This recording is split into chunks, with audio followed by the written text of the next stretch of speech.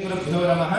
శ్రీ మహతి జ్యోతిషాలయం వారి పరాభవనామ సంవత్సర కుంభరాశి సంవత్సర ఫలితాలు. ఆదాయం 2, వ్యయం 8, రాజపూజ్యం 4, అవమానం 2.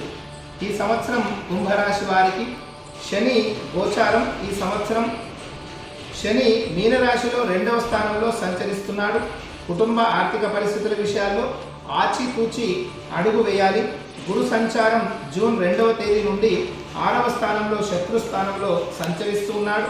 అదేవిధంగా అక్టోబర్ 31 నుండి జనవరి 26 వరకు 7వ స్థానంలో మారి మళ్ళీ బృహస్పతి గ్రహం శుభాన్ని కలిగించి యథావిధిగా 6వ స్థానంలో చేరుకొని ఇబ్బందిని కలిగించేటువంటి అవకాశం ఉంటుంది.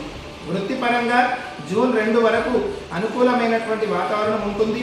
గురువు 6వ స్థానంలో సంచారం ద్వారా శత్రువుల బెడద, పనిలో ఒత్తిడి, ఏనాటి శని చివరి దశ ఉన్నందువలన చాలా జాగ్రత్తలు పాటించాల్సి ఉంటుంది.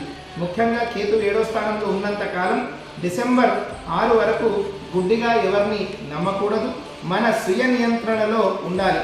కుటుంబ జీవితంలో సంయమనం అత్యంత ఆవశ్యకం. అదేవిధంగా శని 2వ ఇంట శని మీ మాటలను కఠినం చేస్తాడు. దీనివల్ల కుటుంబ సమస్యలు తలెత్తే అవకాశం ఉంటుంది. ఆరోగ్య విషయంలో తగిన జాగ్రత్తలు పాటించుకోవాలి. జన్మరాశిలో రాహు ఉండడం వల్ల నిద్రలేని రాత్రులు సమస్యలు బాధిస్తాయి. ఏళ్ళనాటి శని చివరి దశలో ఉండడం వల్ల ఇబ్బందులు మరింత ఎక్కువయ్యే అవకాశం ఉంటుంది. ఈ యొక్క పరిహారాలు మనం చూసుకుంటే శని ప్రభావం మనకు ఉన్నందువల్ల వెంకటేశ్వర స్వామి శివారాధన, రాహు ఆరాధన, దుర్గాదేవి ఆరాధన వల్ల మంచి ఏళ్ళనాటి శని ప్రభావం తగ్గించుకోవచ్చు. గురుబలం కొరకు దక్షిణామూర్తిని గురువారం రోజు దత్తాత్రేయ స్వామిని దర్శించడం ద్వారా అత్యంత శుభ ఫలితాలను ఈ కుంభరాశి వారు పొందగలరు. సర్వేజన సుఖినో భవంతు.